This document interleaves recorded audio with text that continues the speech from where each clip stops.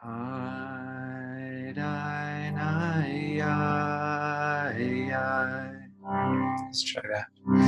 I, die, ni, That's the first part. One more time. I, die, Good. Can everybody hear me okay? It's good? Okay. Next part.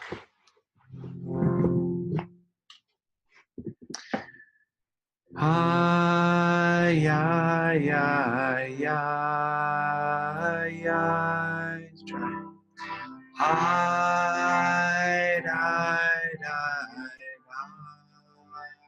ay. And the beginning.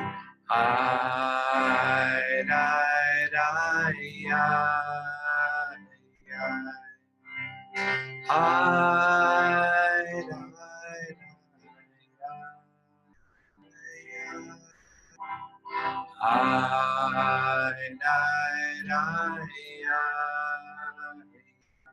And then the ending part of the melody is very similar to the other part. Ay, ay, ay, ay.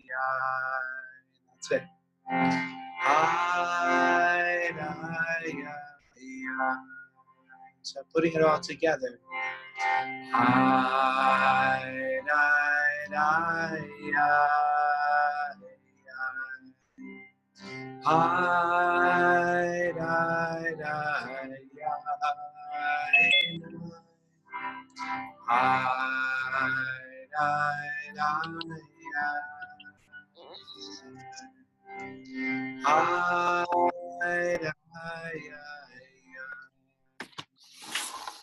I'm just gonna mute you guys. We got a little noise in there. Here we go. There we go. Okay, back to the melody.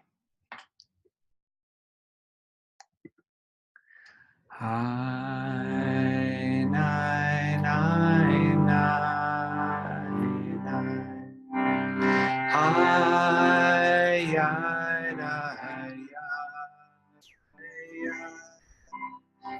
nine, nine,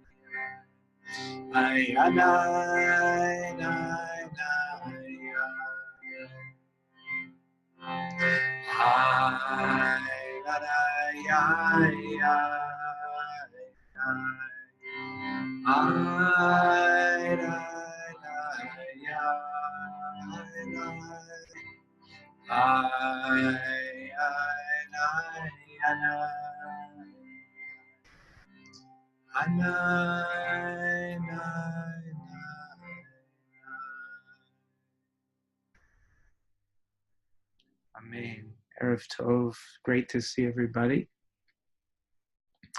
So I'd like to just briefly, as we did last time, recall the different letters that we've done so far and how each of them is a tool or a pathway to enter into a connection of presence with our whatever our present moment experience is. So going back to Aleph, and remembering when we do the meditation, we're visualizing Aleph above the head, and that is the intentional receiving of the full spectrum of emotion, joy and pain, and particularly knowing that we're using whatever emotion we're feeling for a purpose. That the emotion itself naturally has some purpose to it, has an impulse. Emotions drive us toward things and away from things. But in a larger sense, to keep in mind that whatever these emotions are that are arising, that we're using them for the purpose to come closer to the divine or to realize the divine. And we do that by fully opening to joy and sorrow, or joy and bitterness. So that's Aleph, is that Kavanah. And then coming to Bet is the understanding that there's a single reality that's manifesting in all forms that we're seeing, and particularly the form of our own bodies, but also every individual form that we confront there's something behind it. It's not just the surface that we see, but we are always the divine encountering itself. And in this way, everything becomes like a temple. So that's the letter Bet. And then Gimel is the reflection of surprise, in a sense. Like, now that we know that this, what we call the divine, is manifested as everything, then we kind of allow ourselves to just be perhaps overwhelmed with surprise that it should be this way at all. Why is there a reality at all that is manifesting as everything, and why are we conscious at all? And so just opening to the incomprehensibility of that, the miraculousness. It's about realizing the limits of our understanding, and just relaxing into that. And that's Gimel, the greatness that's inherent just in being. And then we come to Dalet. Oh, and Gimel is we're visualizing at the right side of our bodies when we do, and we focus on the right side of the brain, the right skull. The next one is Dalet, which we visualize on the left, and bring awareness to the left side of the skull. And this is the letting go of self-image, of the sense of ourselves as something solid, and instead just allow ourselves to be a doorway through which this thing that we call ourselves is happening. Our bodies, our minds, our feelings, our words, and our actions, all kind of coming through this doorway. So it's really a letting go of ego, letting go of self-conception as something solid. So that's Dalet. And then we come to the letter He, which we visualize in the chest. And that's part of the visualization of the divine name in the body. We're just beginning to do that with the He and the chest. And He has to do with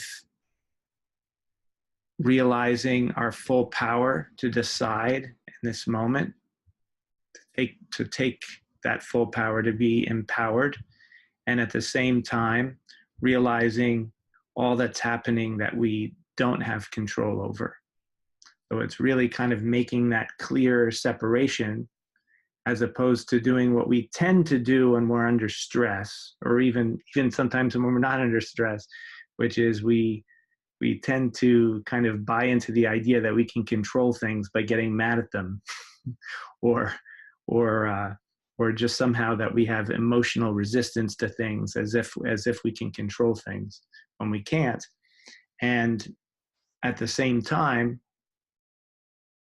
not taking the power that we do have, which is to, the one power we do have, of course, is to acknowledge reality and to come into right relationship with it.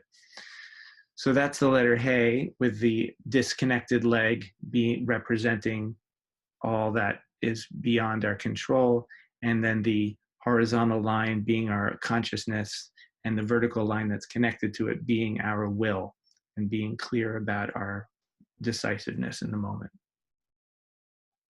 Then we come to the letter Vav, which we're visualizing as the spinal cord moving down into the belly. And Vav, Vaving, it means anding.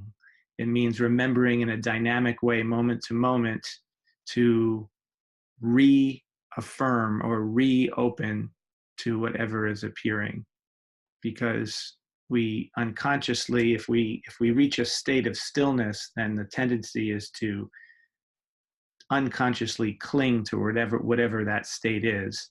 And so when something else comes along, whether it's internally a thought or a feeling, or externally someone comes into the room and interrupts or whatever, then there's the tendency for resistance. And so we are consciously always including in the divine name, so to speak, whatever happens to arise. And that's the letter Vav. Then we come to Zayin, which is the sword. And Zayin has to do with, it's sort of the counterpoint to Vav. Because on one hand, we're including everything that is part of our experience. On the other hand, there's also this detaching ourselves, this cutting the cord from clinging or needing things to be a certain way. These are, of course, two different dimensions of the same thing. They're just splitting it up into different aspects. And as we come to this week's letter, which is the letter Chet, we're going to see that the letter Chet actually includes the Vav and the Zayin within it. If you actually look at the shape of the letter Chet, which I sent in the email, and I sent a different font than I've been sending in for the past many weeks, because I wanted you to see the teaching that we're going to be talking about today, which you can't see in some fonts of Hebrew. And the font that you have there is I don't even know if font is the right word, but it's the style that the scribe, the sofer, will actually write a Sefer Torah in that particular style. It's composed of a finite set of shapes that get put together in a certain way. So if you look at that, if you're able to see that, and if not, you can look at it later, but you'll see that there's the letter Zayin and the letter Vav connected with a line, a thin line that's bent, and it's kind of pointing upward, okay? So what is the meaning of Chet? So Chet isn't exactly a word in and of itself, but in the Kabbalah commentary on this letter, in the Aleph Bet by Yitzchak Ginsburg, that I showed you before, I'll show it to you again.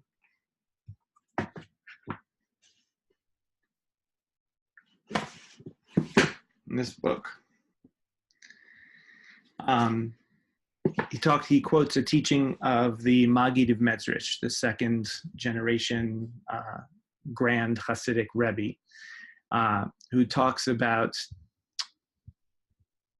Chet being related to two different words, Chayot, which is, or Chaim, life, so it's related to the concept of life, and also Chatat, which is a kind of fear.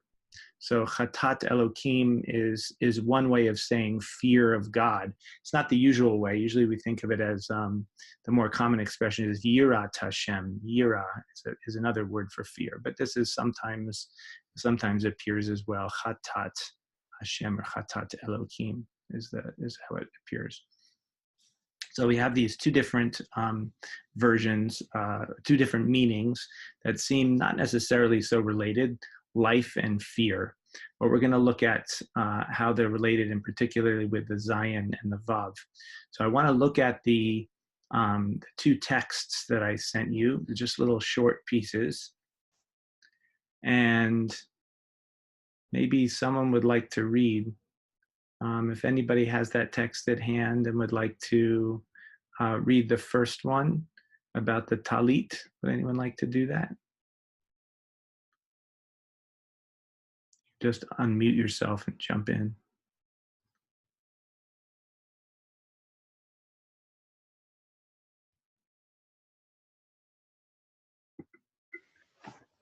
Okay. Someone's jumping in. Who is that? San. Oh, San. Hi, San. Okay, great. Through the mitzvah of tzitzi, may my life force, spirit, soul, and prayer be rescued from the external forces. May the talit spread its wings over them and rescue them like an eagle rousing its nest, hovering over its eaglets. Nice. So this is a little prayer that is traditionally said when you're putting on your talit in the morning. So I have my talit here. And so if you're doing this prayer, usually you say the kavanah first, L'Shem Yichud Kudsha Brichu Shechinte. That means the unification of the masculine and feminine forces. And then as you hold it up, before you say the actual bracha, you would say this little verse. And there's more to the verse also, but this is the part I wanted to emphasize, is that the talit be like a kind of protection from external forces, which we might call forces of externality, meaning forces of duality. And then after you say the blessing, Baruch atah Adonai Eloheinu melech haolam asher kiddushanu b'mitzvotav v'tzivanu lehitatef b'tzimtzit, kiss the talis, and then you put it over you, and you take a moment with the talis all around you, so that you have the physical feeling of intimate presence around your body. And of course, that can have a very profound effect to bring yourself into that state of intimacy with the divine, to feel wrapped up in the talit.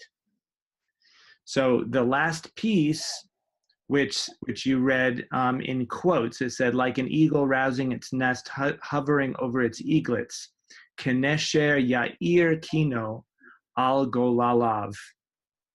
I'm sorry, Al Gozalav. The over its eaglets.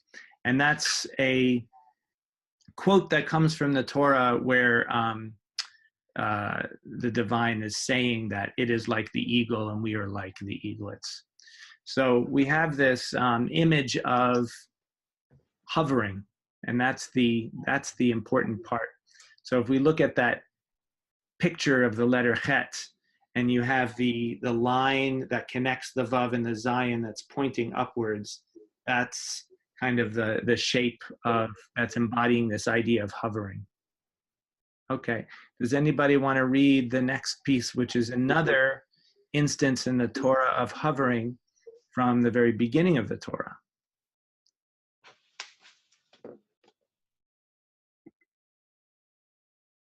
Anybody want to try that?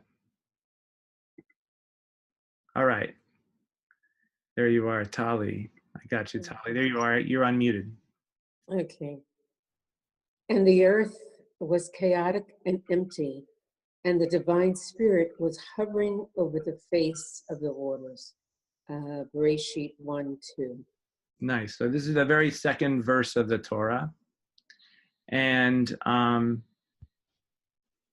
what do you notice in terms of what's being hovered over in this verse compared to the other verse? Any ideas about that? Well, Yeah. was the one in the other one? They were talking about the eagle hovering over its, Right. and the divine spirit, and I think it's sort of beautiful, because I don't know if I'm projecting here, but I feel like it's like the Shekhinah, the feminine presence, when you're sort of comparing the two. I don't think the masculine image here, but the feminine mothering image hovering over. Yeah, I totally agree with you. And just as an aside, it's kind of an interesting thing about how the feminine image doesn't really get its due in in the traditional Orthodox Jewish world, the way things are translated, okay? If you look in the English translation of most Siddurim, anyone that I've ever seen, when you look at this, the prayer about the eagle, it actually uses either it as a pronoun for the eagle or him, as if it's a man, when obviously we're talking about a mother. Right. So we need to reclaim the feminine image and bring it back in. And I yeah. just want to, one thing. It just because I mean I walk in both places, Yeah. but it's amusing when just last week I heard that talking about Jacob Yitzhak's having his child. And I was like, excuse me, I feel like saying, wait a second, he didn't birth it. It's nice when but it's like they talk about Abraham. It's almost like the men are birthing the children. Sometimes they're forgetting, that the woman did it. Yes. Yeah. So there are many examples of that, and it's good to notice it, and also to reclaim the feminine, which shows itself in surprising ways, because of course you can't really suppress it all the way, even though so much of the language seems to be doing that. But you're right, these are clearly feminine images, this idea of the mother hovering over its eaglets, and then the divine spirit that's hovering over the waters. The waters is also a feminine image, classically speaking. Now what about the thing that's being hovered over? So the eaglets have a certain connotation to them, and also the chaos and emptiness of the waters. There seems to be a little bit of a contrast there. Do you have what kind of sense does that give you? What kind of feeling sense do you get from the eaglets versus the chaos and emptiness? Or anybody can jump in. I mean, the eaglets are a very particular, specific being that's young and undeveloped and immature, must have protection to survive. And the waters feel much more universal and not a specific form, more like something that's coming, something that's evolving into what it's going to be, covered over as it's churning and tumultuous, and it's an empty. Or what were the words exactly? Yeah, tohu vavohu in Hebrew. You often translated something like chaos and empty. Nice. I just was wondering, in that first image, it says an eagle rousing its nest. It sounds like the eagle is doing something to stir up the eaglets. But in the second image, it's hovering over the waters, which are already in motion or churning. Nice. Nice. So all of these are going to kind of relate to the practice, I think, of Chet. Because, and one more thing that I'd like to bring in about it is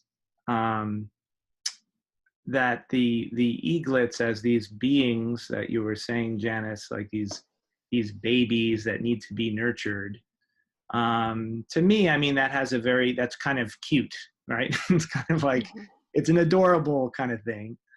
And the waters, tohu vavohu, are a little bit dark and scary sounding, chaos and emptiness, but also potential. It's also the beginning of creation before things are formed. So in that sense, I guess they're similar, because they're both kind of need to be formed more.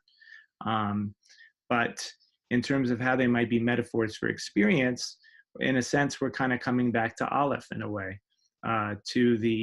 there's a hovering over experience, which is difficult, unpleasant, chaotic, perhaps empty. Could be in emptiness in this sense, could be sort of a negative kind of emptiness of meaninglessness, not knowing why do we have to be going through this, right? Why are we having this experience right now? It seems empty and it doesn't seem orderly, it's chaotic. And on the other hand, the experience of fresh insight, of new life, of new potential, things that are beautiful, that could blossom. And both of those things, the kind of extremes, need our attention, need us to hover, in a sense, over them. So let's talk a little bit about this word for hovering in the Bereshit verse, merachefet al penei hamayim. So we're going to talk about becoming merachefet, to be a hovering presence.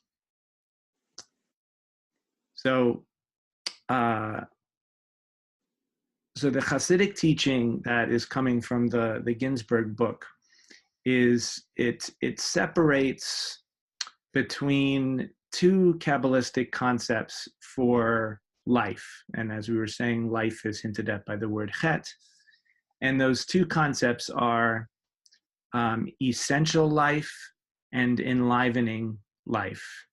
So what does that mean in terms of our experience? Well, right now,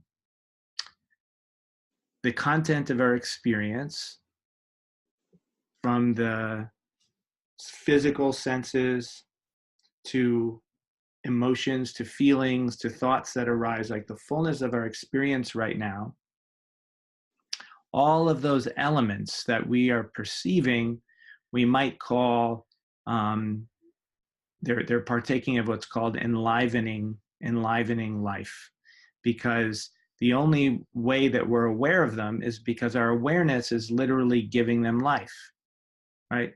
Not objectively speaking, but in our experience. We only experience them because our awareness is willing to take the shape. And as we talked about before, even when you perceive something that's, let's say, repulsive or repugnant or, disturbing, whatever, remember that the thing you're perceiving is literally made out of your own awareness, that your awareness has consented, in a sense, to take that form. And so when we shrink away from it, it's like one part of our awareness not consenting to the other part of our awareness that has consented, in a sense. And so that's why it's so powerful to do this little shift into accepting whatever it is that we're experiencing. Because what's really happening within ourselves is our awareness becomes one again. And that's a literal and visceral and practical shift that we can plug into, which is freeing and liberating and cuts away all tension and stress very quickly. So that's the enlivening life, is that our awareness is giving life to everything that we're aware of. And then the essential life, of course, is the awareness that remains while the things that are enlivened come and go, right? And so in a sense, the practice of the letter chet and the practice of hovering is making this distinction, bringing to mind this distinction between the forms that we're perceiving and the awareness itself that's perceiving it. This is similar in a way to the letter hey, but it's a different distinction. It's a different angle for coming to the same place. With letter hey, we were aware that there's a certain power we have, and then there's a certain power that we completely don't have, and making that distinction between the two so that there can be a wholeness there. Now what we're doing is we're making a slightly different distinction, but it's another distinction that creates a wholeness when we fully acknowledge and honor the two sides. The one side being, there is this awareness, and that awareness is there as the field of experience. And then there's all the stuff we're aware of, which is always shifting.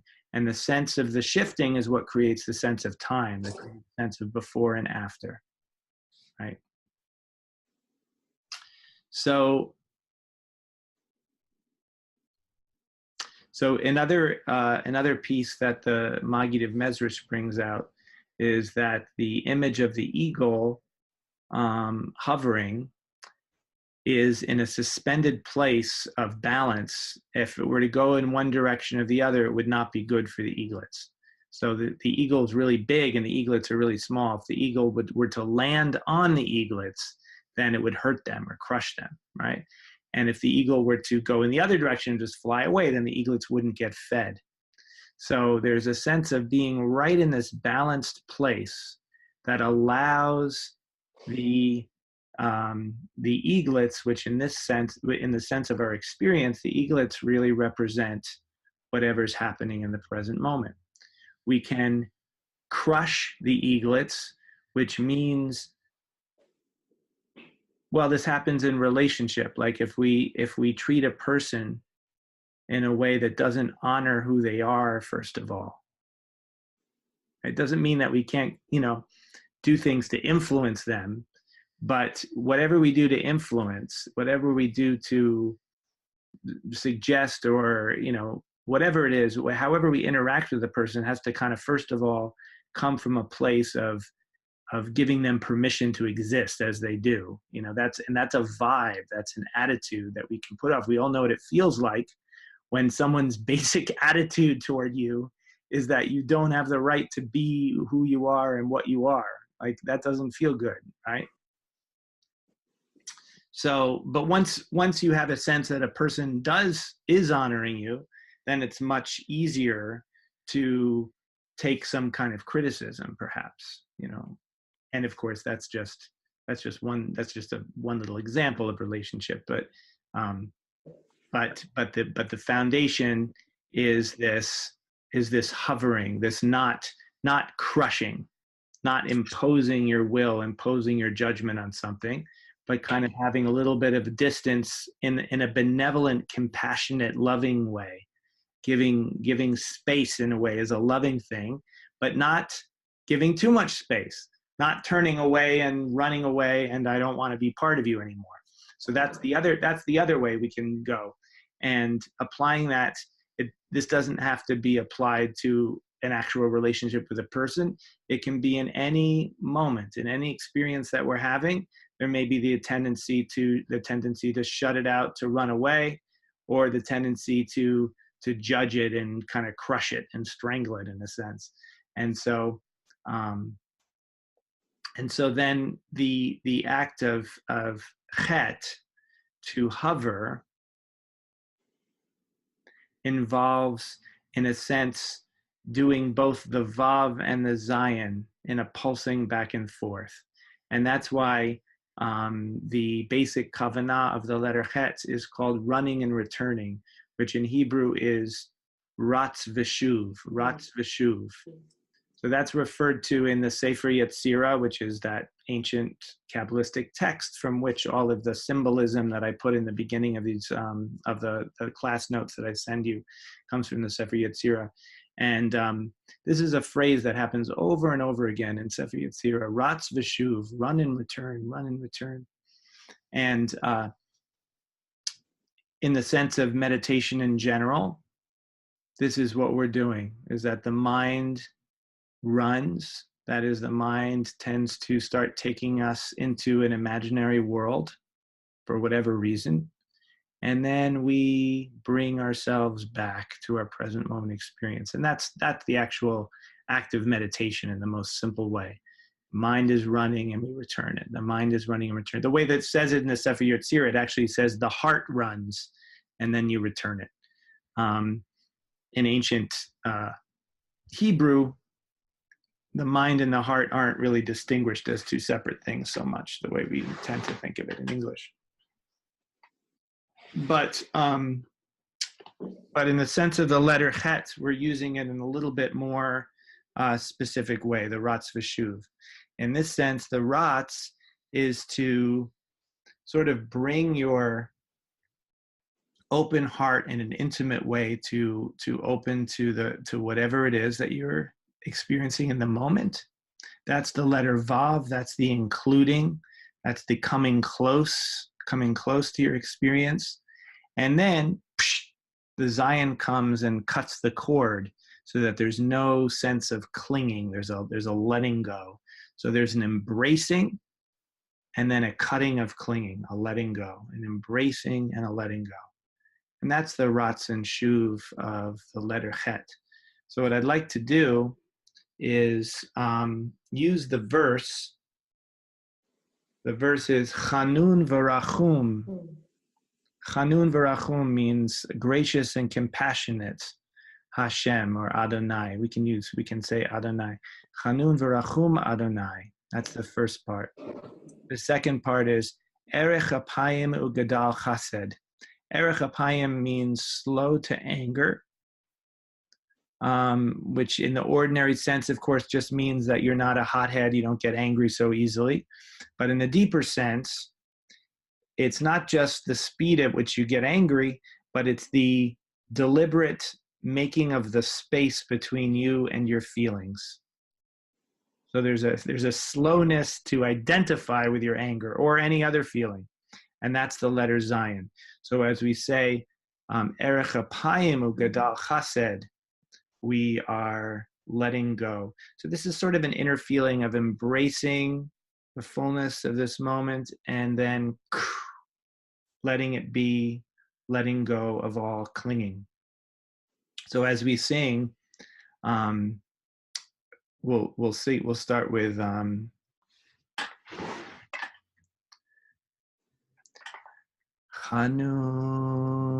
v'rachum, Chanun v'rachum, Chanun v'rachum, Adonai. So for all of that first part, we're repeating Chanun v'rachum a few times. The inner work is to open your heart, embrace the experience. Then for the second part, we sing Erech apayim, Erech apayim,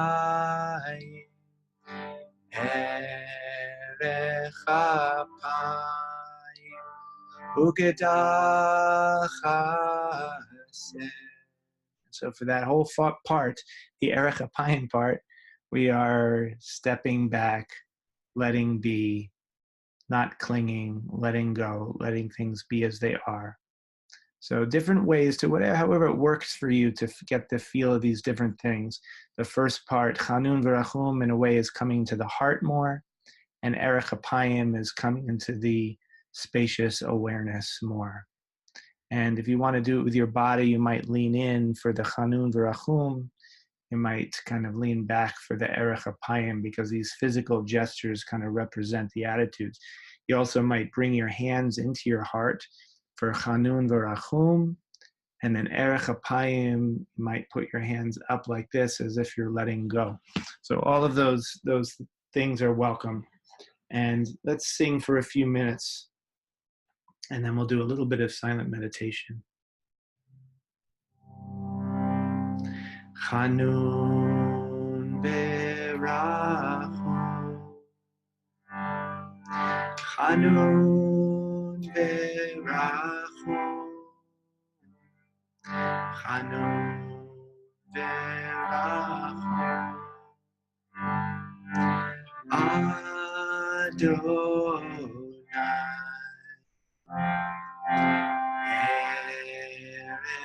Adonai. Erech apayim, Erech apayim, Erech apayim, u'gadal chesed. Coming back to the heart. Chanun v'rachum, Chanun v'rachum, Chanun v'rachum, Adonai. Letting go. Erech apayim, Erech apayim, Erech apayim, u'gadal Back to the heart. Chanun v'rachum. Chanun v'rachum. Chanun v'rachum. Adonai.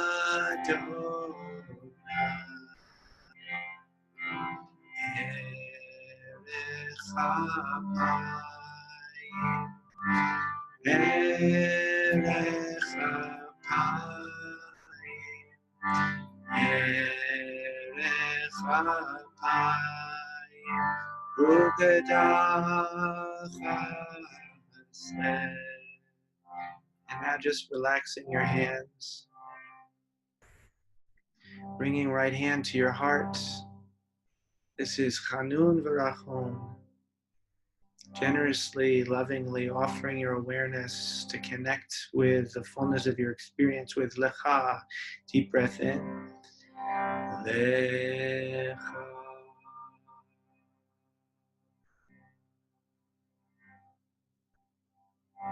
And then bringing left hand to your belly.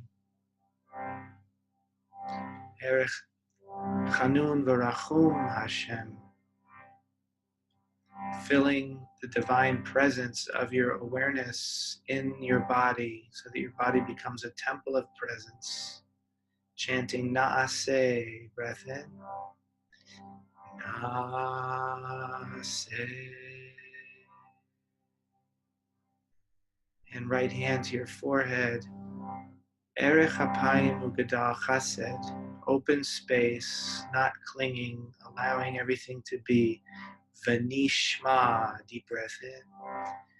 Venishma.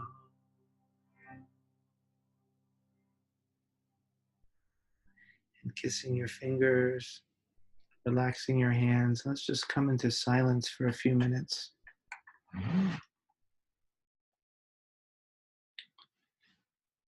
As we are in silence, you can silently chant in your mind Atahu or Atyahi, having that sense of intimacy in the heart, but also open spaciousness and letting go.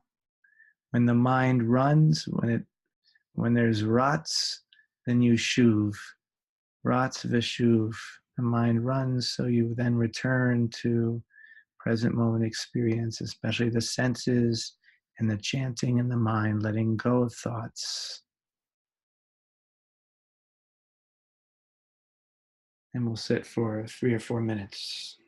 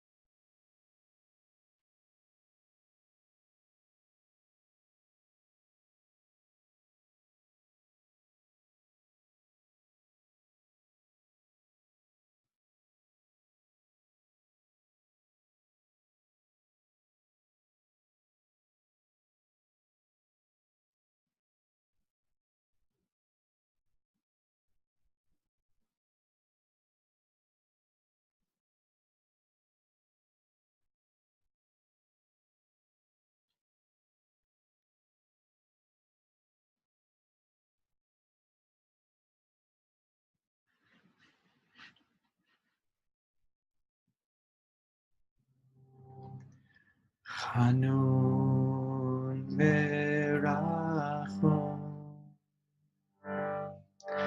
Chanun v'rachum. Chanun v'rachum. Adonai. Erech Apayim. Erech Apayim, Erech Apayim, Ukadach Hashem.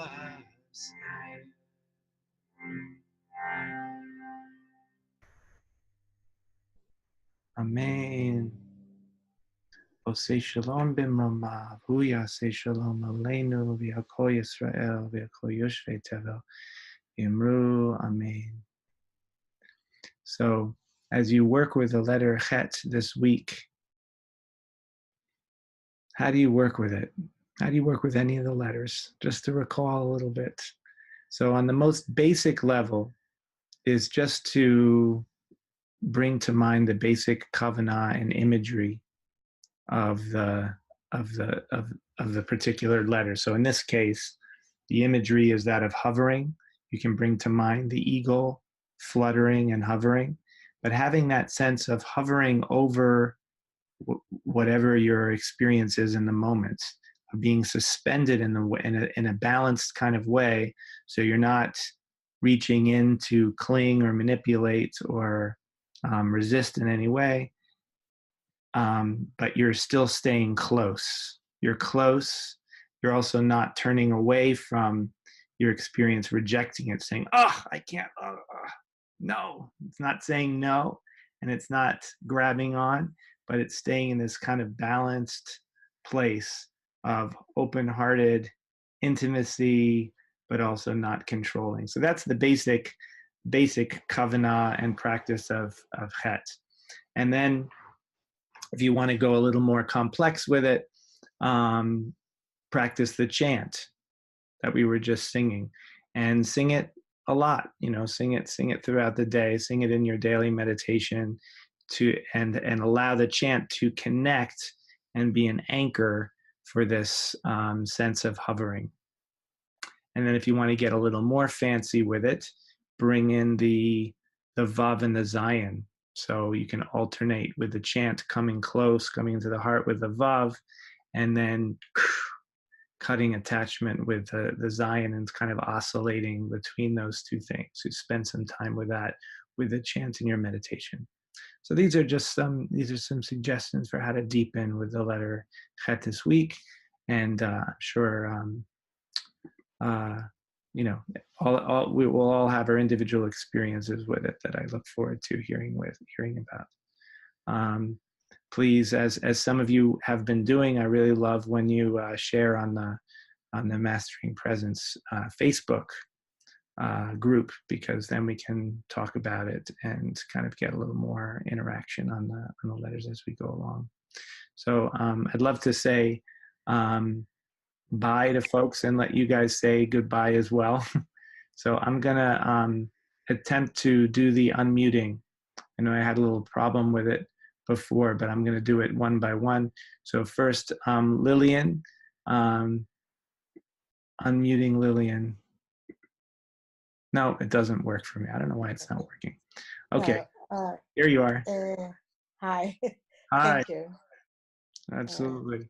Good to hear your voice. I like to hear everybody's voice a little bit for us all to hear. So have a good night, Lillian. Good night. Good night. Laura. Hi. Hi. This is a little sore. What's that? My throat is a little sore. So Oh, okay. I'm sorry about that. Oh, for Shalem, I hope you feel better. It's good to see you. I think this muting thing is working now. John, I'm going to try to mute you. There we go. Hey, John. Hey, man. Good to hear you and not see you, though. Yeah. Thank you. Thank you for coming on tonight. Yeah, thank you for being there tonight. Amen. And good night to everyone. Very nice. Good night. Anna, you're in New York, huh? Yes. Good evening from New York. Oh, Good to see you. you're smiling. That's a good sign. I try. Yeah. Okay. Look forward to talking more. Hey, Ruth.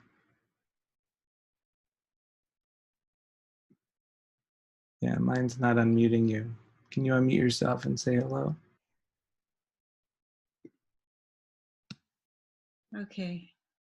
Hi. Hi. Hi, everybody from Boston. Hi.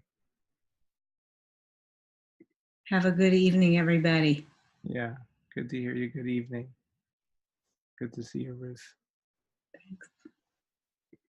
And my little squares got kind of jumbled up. Who did I miss? Oh, there's Sen.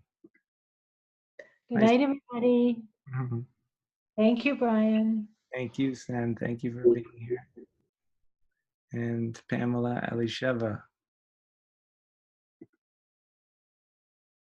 Yes. Good night, everyone.